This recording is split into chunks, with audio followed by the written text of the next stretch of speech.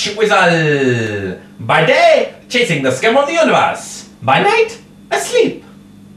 Wedding bells for Gwen this week, and a cracking story too, even if she didn't bother inviting me to her hen night. A shape-shifting wibbly-woo put Gwen up the stick in an episode that mostly played it for laughs. I mean, after all, what is funnier than an alien rape and forced impregnation? Just about anything? Anyhow, tonight I am joined by one of the surviving shapeshifters. Hello, Jack. Were you as surprised as me that after the last few weeks of trauma, Owen's deceased status now hampers his operational effectiveness about as much as it does Jean Grey? Not really. If we see he stays dead into the next season, I think we'll see it become more integral to the plots. Fair enough. I must say, kudos to the casting team for putting former District Nurse Nerys Hughes in this episode to nurse Gwen Sprogg into the world. Although, I see Torchwood is galloping down the Columbo road now, where the famous face each week is the villain. Can we talk about Reese's shouting, please? Do we have to? It's all he ever does, and Gwen started to get us bad.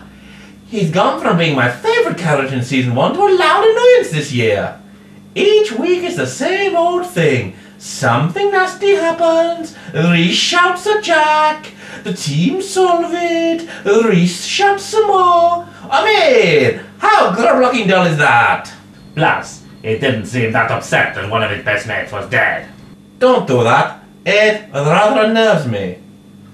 Now, this episode had quite a few disposable extras, but sadly it's only the fat bloke who got killed off, rather than that annoying banana boat fellow.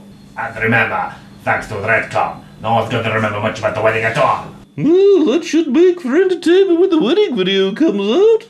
More importantly, will anyone ever ask where's fat bloke gone?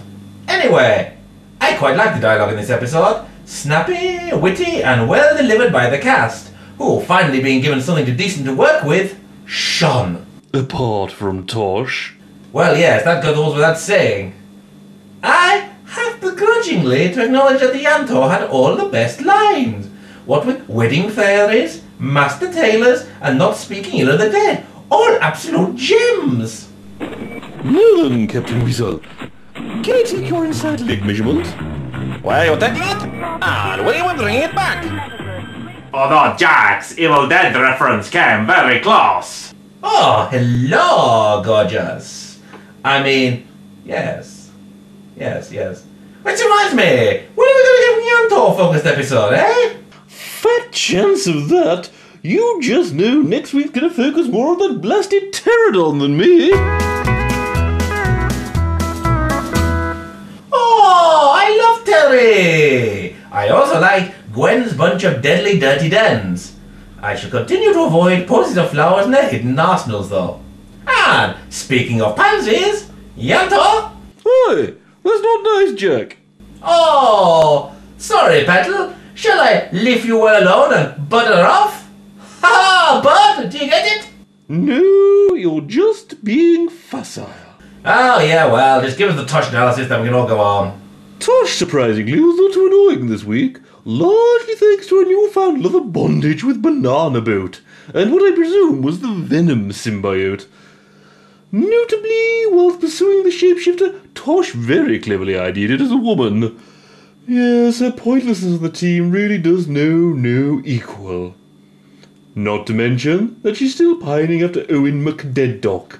Still, everyone needs a better single friend at their wedding to pity, and this week it was Tosh. Hey, Yanto, I reckon they'll be kill off Toshika at the end of the season. What makes you say that, Jack? Because they keep showing us how sad her life is, and if she were to drop dead, then we would discover just how special and magical she really was.